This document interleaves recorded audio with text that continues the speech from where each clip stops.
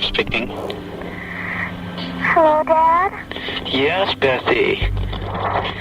Are you okay?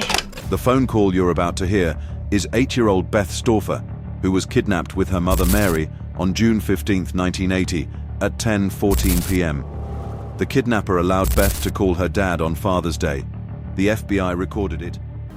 Is Mommy okay? Yes. That's good. Oh, Daddy? Yes? Happy Father's Day. Oh, thank you so much, sweetie. We can't talk anymore. When can you come home? I don't know. Can I talk? Talking to you, okay, Dad? Can I talk to him? No. Mary Stauffer, 36, Beth Stauffer, her 8-year-old daughter, kidnapped, chained, abused for 53 days, but they escaped. And Ming Sen Shiue was arrested the same day during the trial. He attacked Mary, leaving a scar on her face. He even hired a hitman to kill her, but she survived and made sure Ming would never terrorize anyone again. He had 53 days of our lives. He doesn't get another day. In the small town of Roseville, Minnesota, Mary lives with her husband Earth and their 2 children, Steve and sweet little Beth. The house is packed because the family is moving to the Philippines. It's May 16, 1980. Beth got home from school. I said, come on, let's go and get your haircut so we look nice. Mary takes Beth as the hours go by with no news from them. Mary's husband Irv and their 6-year-old son Steve are getting more and more worried at home around town. What's happening? Where are Mary and Beth? Why haven't they come home yet? Mom's not the kind to run away. Mom loves me. Mom loves Dad. Mom loves my sister. There hasn't been any arguments. The police are searching for a child named Jason who was kidnapped that very same day. Little boy kidnapped. Jason, playing in a park, never came back. But they have no idea that Mary and Beth are missing. It's nighttime. Irv finally decides to call the police. That's when he learns about the missing boy, who was abducted by a dark-haired man. The man on FBI's most wanted list. This remains an extremely active scene. Irv fears the worst for his wife and daughter. The search goes, national roadblocks, ground team air support. They find Mary's car left in a ditch, but no trace of the missing kids, or Mary. Irv is frantic, and as the days pass, his hopes of seeing his family alive are growing thin. It's June 15, 1980. It's Father's Day, and Irv is at home with his son Steve, but still no news of Mary or Beth. It's been 30 days since their abduction. That's when the phone rings. Hello, Irv speaking. Hello, Dad? Yes, Bethy. Are you okay? Yeah. Is Mommy okay? Yes. That's good. Oh, Daddy? Yes? Happy Father's Day. Oh, thank you so much, sweetie. We're fine, Dad. Oh, I'm so glad. We can't talk anymore. When can you come home? I don't know. Can I talk? Talking to you, okay, Dad? Can I talk to him? No. Okay, you call again. See you soon. Okay. Bye. Bye-bye, sweetie. This cryptic phone call hides a much more sinister truth of what happened to his daughter and his wife. The day of the abduction, Mary and Beth are leaving the beauty salon. We saw a man walking toward us. And I looked up. I thought perhaps he wanted to ask directions. And he had a gun. He pulled out the gun and put it at Beth's side and said, I need a ride. He forces them into their own car and sits beside them, his gun pointed at little Beth. Mary does everything the man says and drives off. She doesn't recognize the man yet. She doesn't know she's supposed to. I said, you know, I don't know where you're going, but we need to get there quickly because I have to get home. I have company coming for supper. They stop at a red light. Directly behind them is a police car. We came to an intersection, and I remember him saying, if that police car turns the same way we turn, you're dead. But the police car doesn't turn. After an hour of driving, the man tells Mary to stop the car. He opened the trunk, and I realized he was going to put us in the trunk. That was very, very scary for me. I said, please don't put us in the trunk. We won't be able to breathe. We were lying face down, and then the trunk was closed. Gagged, tied, Trapped in the trunk of a moving car, the two of them try their best to untie each other, but the noise catches the attention of their captor. And he raised the trunk lid and saw that her ropes were untied. With the trunk wide open, two boys on bikes come near the car. One stays at the front of the car, one walks to the back trunk where he has it open, and he looks in and he sees this woman and child duct taped together and is alarmed and says, "Whoa." All of a sudden, something was placed on my feet. And then I could hear whimpering, and I thought, this is a child. 6-year-old Jason Wilkman was just being curious. He saw something he shouldn't have, and for that, he was taken away. And so I started to talk. I said, my name is Mary, and I'm 36 years old, and our daughter Beth is here, and she's 8 years old. And we don't know who this man is, and we don't know what he wants, and we don't know what he's going to do to us. I think he said, I'm supposed to visit my grandpa and grandma tomorrow. And we just talked about being scared. And then the car came to a stop, and the trunk lid was open, and Jason was removed from the trunk, and then the trunk lid was closed. And then all was quiet. And I remember thinking, he's left us here to die a slow death in the trunk. But after what seems like an eternity, the man comes back. He takes him out of the car, into a van, but there's no sign of Jason. Mary asks what he did with the boy. He says he left him somewhere where he could be found. He lied. It will take months for the police to find out Jason had been murdered. But Mary is not stupid. She knows not to trust anything the man says, and she's terrified of what he might do to her or her daughter. We didn't know from minute to minute whether we would be alive the next minute. Then, Mary and Beth are being led into a small house and forced into a tiny bedroom closet. A closet that's been converted into a prison. There was a light bulb with a pull chain. There was a scatter rug on the floor and 2 small throw pillows. They took a screwdriver and removed the doorknob from the inside of the door, and we were locked into that closet. Our hands were still tied. We could not reach up and turn on the light. And so the only thing we could do is lie down on that floor. We just had to try to get some rest because we didn't know what the next day would bring. She knows right away this was not a random occurrence, that this was planned. And their terror, of course, escalated at that point. In the first week of their captivity, Mary is taken into the living room where the man ties her to a couch. He removes her blindfold. She sees that a camcorder is set up and she's being filmed. Then, she finally discovers what this is all about. He had actually been up in the woods behind our house, probably using binoculars. He knew that Beth had a little makeup Barbie that was on the dresser top of her room. He knew our son Steve. He knew that my parents had been to visit. He had followed me down the highway one time. In fact, he even knew where the spare key to our apartment was. The man was obsessed with Mary. He had been stalking her for 10 years. And since she was moving to the Philippines, he wanted to catch her before she got away. This was his moment of triumph. He had found the person he wanted all these years, and he had her in his control. And he believed that it was simply a matter of time, that if she were with him long enough, she would come to love him. 15 years earlier, Mary is a high school teacher. In her classroom, a young boy named Ming Sen Shiue becomes infatuated with her. 15-year-old Ming is reportedly violent toward his younger siblings, and his mother is terrified of him.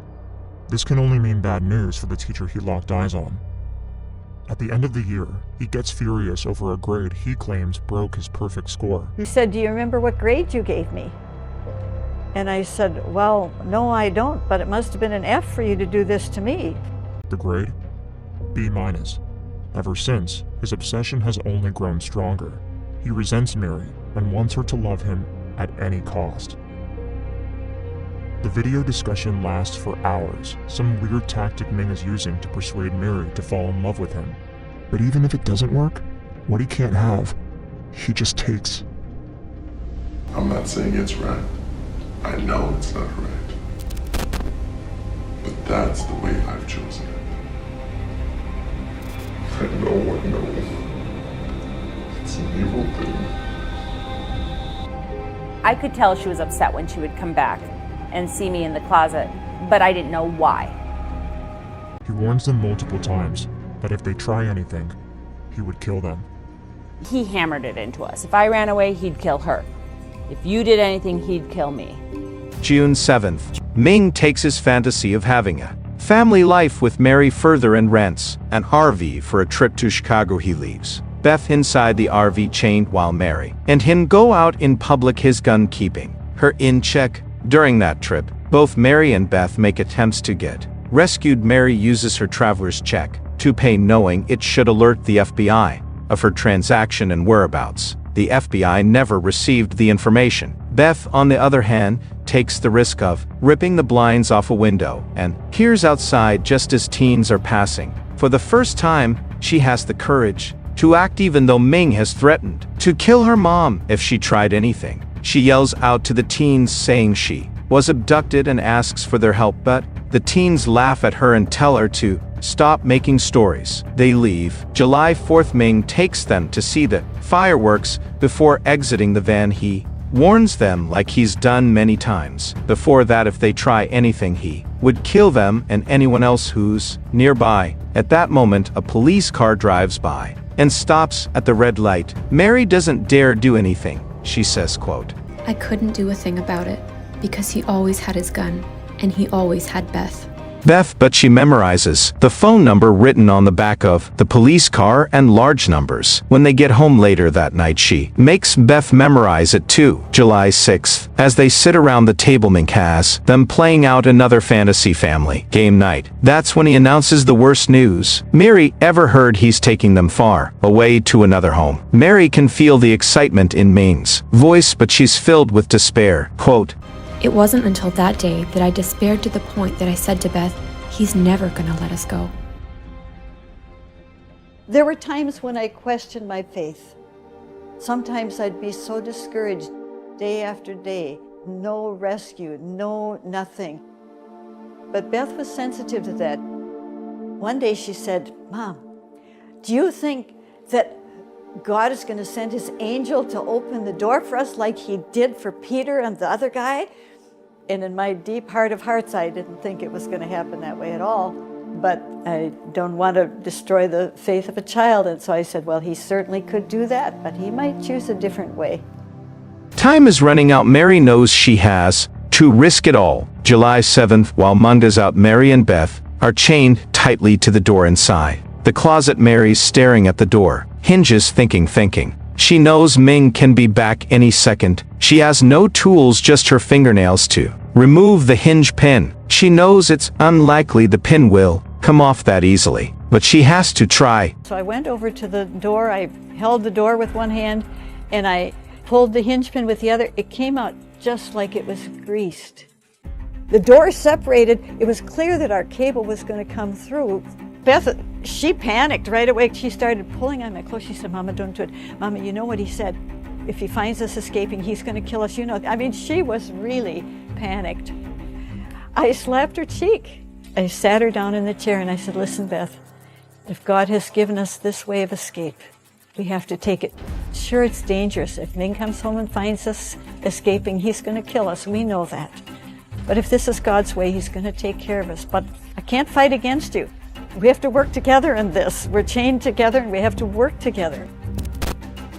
Beth understands, and they make their way to the kitchen. Mary grabs the phone, dials a number she memorized on the back of the police car 3 days prior. A moment later, a dispatcher from the sheriff's office answers. Mary says, "This is Mary Stauffer.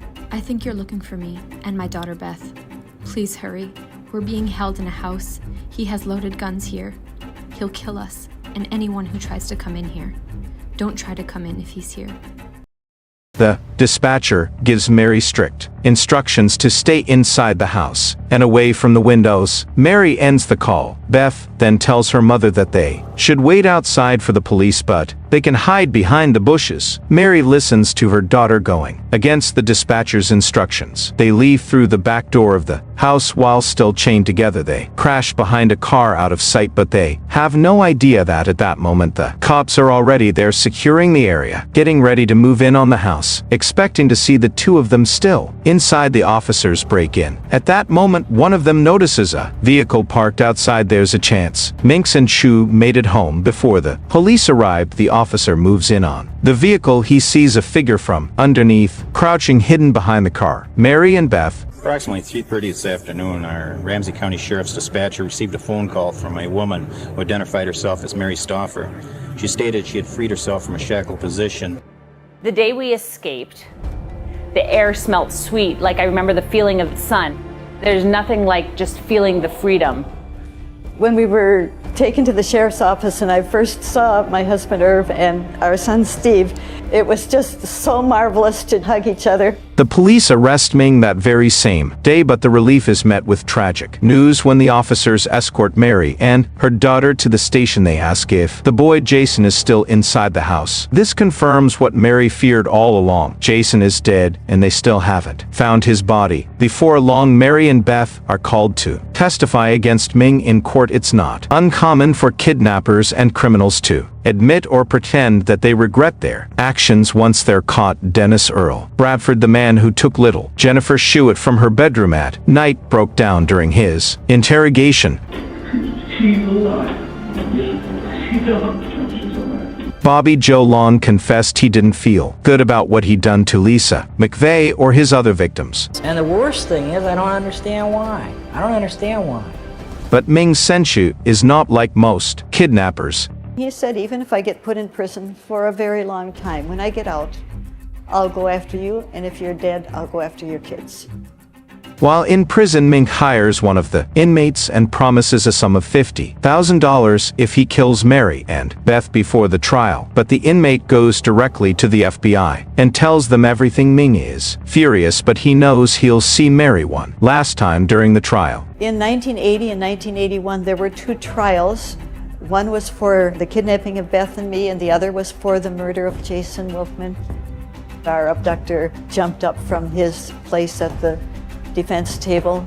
He grabbed me by the neck and held a knife in front of me and said, "Get back or I'll kill her." I was cut on my face. Yes, Betty. We can't talk anymore. He made a choice. He had 53 days of our lives. He doesn't get another day. On May 16, 1980, Ming kidnapped the wrong women. Now they're making sure Ming Sen Shiue will never harm anyone ever again. Our abductor was found guilty. The judge gave him a life sentence. Parole was denied. We were very satisfied that he would remain incarcerated. Even after everything Ming has done to her and Beth, Mary survived and helped her daughter get back to the life she deserved. Beth is now married, has children of her own. As for Mary, she did go to the Philippines with her family. With time, the scars of her kidnapping made her strong and resilient. She just recently became a great-grandmother. No matter what has happened, no matter what anybody has done to you, that isn't the thing that defines you. There is healing, there is love, and you can even leave the resentment behind and just go on with your life.